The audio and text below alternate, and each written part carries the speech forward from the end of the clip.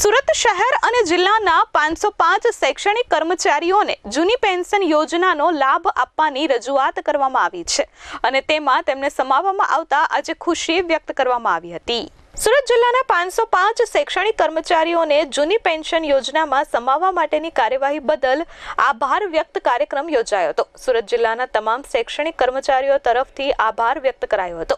સરકારના સંવેદનશીલ ન્યાય અને દૂરદર્શી અભિગમના પરિણામ સ્વરૂપે સુરત જિલ્લાના 505 શૈક્ષણિક કર્મચારીઓને જૂની પેન્શન યોજનાનો લાભ મળશે, જે માટે સુરત જિલ્લા શિક્ષણ અધિકારીનો આભાર વ્યક્ત કરવામાં આવ્યો હતો। આજે સુરત જિલ્લા શિક્ષણ અધિકારી અને સુરત શહેર જિલ્લા ઉચ્ચતર માધ્યમિક શિક્ષક સંઘના પ્રમુખ સહિતના શિક્ષકો જોડાયા હતા અને તેમને સરકારની કામગીરીની સરાહના કરી હતી। આ સાથે જ ગરબા લઈ ઢોલ વગાડી ઉત્સાહ વ્યક્ત કર્યો હતો।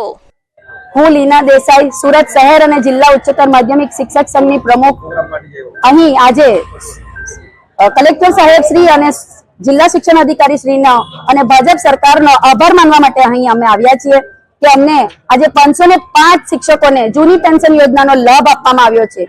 રિયલમાં અમારે માટે આ ખૂબ જ આશીર્વાદ રૂપ સમાન આ એક નિર્ણય છે।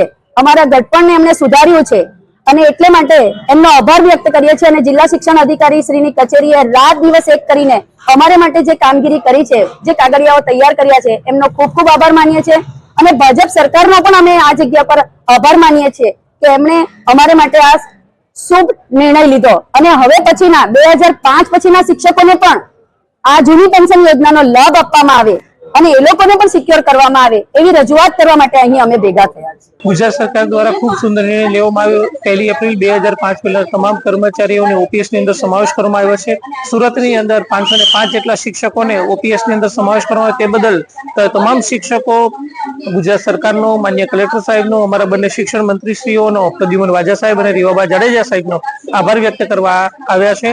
આ ઉપરાંત કમિશનર શાળાની કચેરીના અમારા પ્રદેશ રાણા સાહેબ અને તેમની સમગ્ર ટીમનો પણ આભાર વ્યક્ત કરે છે, કારણ કે આ શિક્ષકોની અંદર શિક્ષકોનો અને ઉત્સાહ જળવાઈ રહ્યો છે। આ ઉપરાંત તેમના પરિવાર પણ ખૂબ જ ઉત્સાહભેર ભાગ લઈ રહ્યા છે, કારણ કે તેમને ઓપીએસ ની અંદર સમાવેશ કરવામાં આવ્યા તે બદલ આભાર વ્યક્ત કરી રહ્યા છે।